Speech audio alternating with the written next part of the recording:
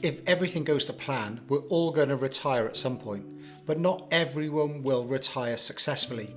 Money worries, decline in abilities, and increase in isolation can lead to an ever-increasing sense of anxiety and unease. This vicious circle of unhappiness and fear can have a devastating impact on our final years on the planet, but it doesn't have to be this way.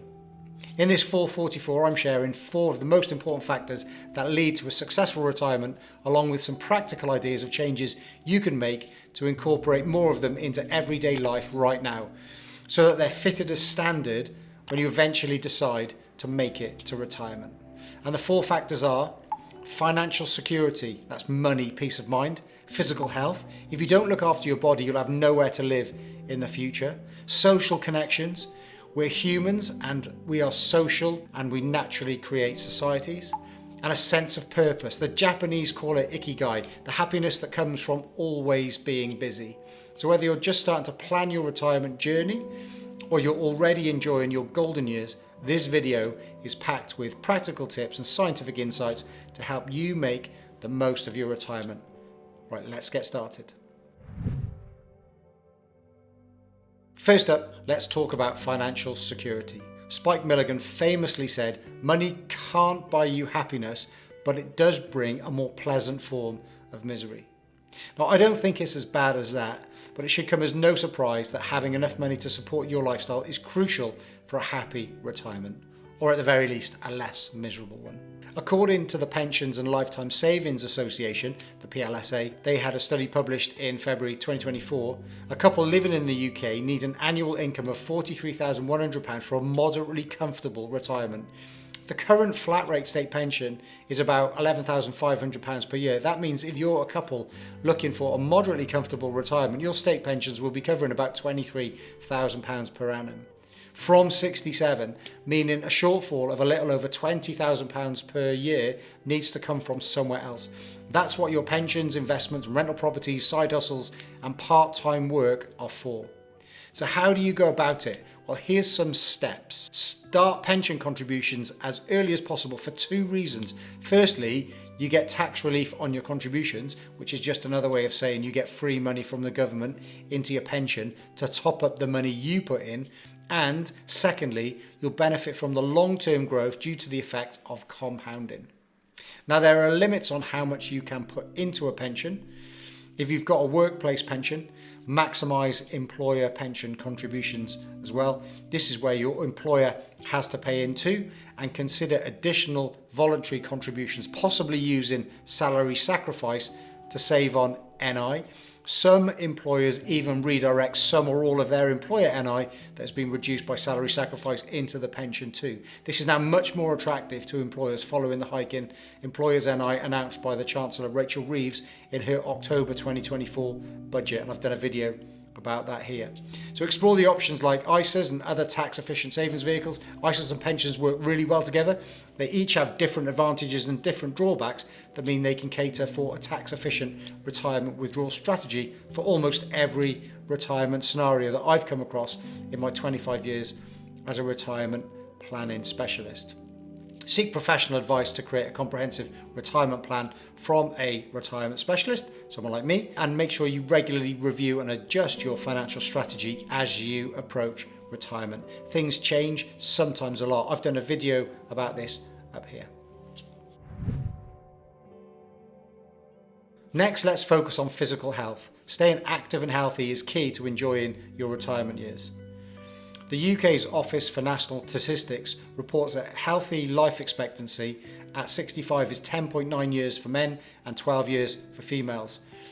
Now, research from Age UK shows that regular physical activity can reduce the risk of dementia and depression by up to 30% each. So what can you do about it? Well, how about engaging in at least 150 minutes of moderate intensity aerobic exercise per week, as recommended by the NHS? Or perhaps incorporate strength training exercises at least twice a week to maintain muscle mass. Attend regular health checkups and screenings, and you could also maintain a balanced diet rich in fruits, vegetables and whole grains. Prioritise good sleep habits, aiming for 7 to 9 hours per night.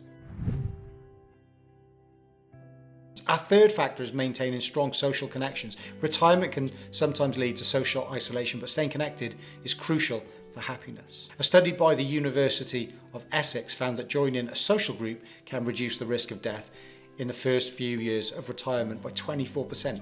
Age UK reports that 1.4 million older people in the UK are often lonely, highlighting the importance of social connections in retirement. So what can you do to help?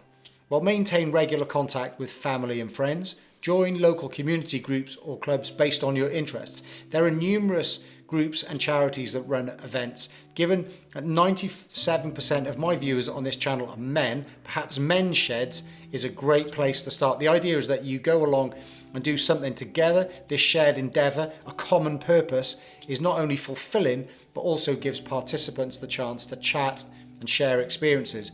Something that's invaluable. And you don't have to be good on the tools either.